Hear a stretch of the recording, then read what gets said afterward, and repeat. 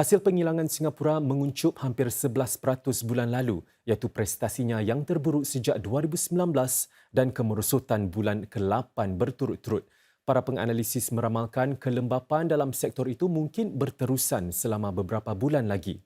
Sektor elektronik paling teruk terjejas, menjunam 23% berbanding setahun lalu. Ia disebabkan oleh kemerosotan pada permintaan bagi semikonduktor dan peranti komputer.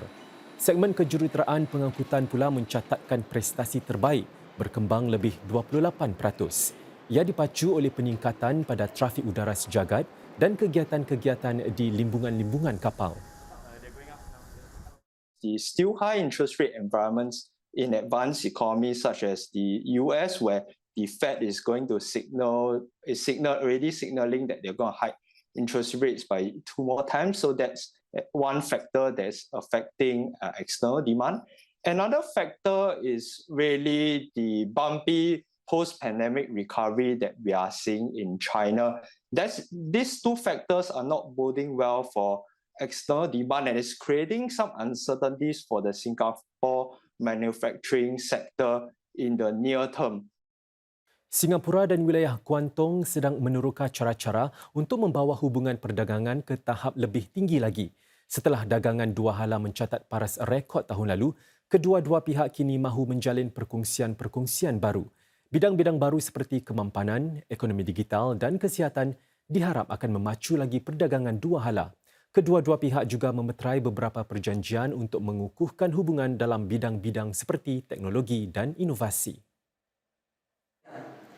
Kali terakhir, mesyuarat Majlis Kerjasama Singapura-Kuangtong SGCC diadakan secara bertemu muka adalah 3 tahun lalu. Pada mesyuarat kali ke-13 ini, kedua-dua pihak nampaknya berkongsi pelbagai keinginan. Sebagai permulaan, Singapura dan Kuangtong menyasar untuk memperluas bidang kerjasama seperti dalam huraian tenaga bagi memenuhi matlamat kemampanan yang dikongsi bersama. I see this upgraded partnership as both a description as well as a vision. It guides us to expand bilateral cooperation and pursue collaboration in forward-looking areas with great future potential, such as in the areas of finance, health, and digital and green economies. Gubernur Guangdong Wang Wei Chong mengalu-alukan langkah itu kerana ia akan meningkatkan kerjasama dalam bidang-bidang kepentingan utama, misalnya bandar bijak dan pertukaran bakat yang dipersetujui kedua-dua pihak sebelum ini. Jumlah perdagangan dua hala Singapura-Kuangtong naik 17% pada 2022 berbanding setahun sebelumnya untuk mencapai paras rekod $31 bilion. Menurut majlis itu, lonjakan itu sebahagian besarnya didorong oleh pembukaan semula China pasca COVID-19. Bagi membina lejangan itu, 21 perjanjian projek dimeterai antara agensi-agensi pemerintah dengan perniagaan. Antaranya, syarikat pengangkutan tempatan ComfortDelGro menjalin kerjasama dengan kumpulan pengangkutan awam Guangzhou. Kedua-dua syarikat sedang melakar cara untuk menggunakan tenaga baru bagi kenderaan pengangkutan awam. Perjanjian-perjanjian lain termasuk rancangan untuk menjalankan penyelidikan bersama berhubung penyakit berjangkit dan membangunkan sebuah pangkalan latihan bagi hak milik intelektual. SGCC menyatakan kerjasama seumpama itu bukan saja mengukuhkan hubungan Singapura-Kuangtong tetapi juga dengan kawasan Teluk Raya Guangdong termasuk Hong Kong dan Macau. Industri persekitaran binaan di Singapura boleh membuat anggaran lebih baik lagi bagi jejak karbon bangunan-bangunan dengan bantuan alat kalkulator online yang baru. Dicipta secara bersama oleh pelbagai agensi, pihak berkuasa berharap kalkulator karbon bangunan Singapura itu akan mendorong para pemaju supaya menggunakan bahan-bahan hijau. Menteri Kedua Pembangunan Negara Indrani Rajah yang melancarkan alat itu sewaktu persidangan bangunan hijau antarabangsa siang tadi menekankan perlunya menangani pelepasan karbon yang semakin meningkat di Singapura. Bangunan-bangunan di sini membentuk 20% daripada jumlah pelepasan karbon Singapura. Beyond efforts to reduce the operational carbon from buildings, we're also looking at embodied carbon or carbon emissions associated with materials and construction of buildings.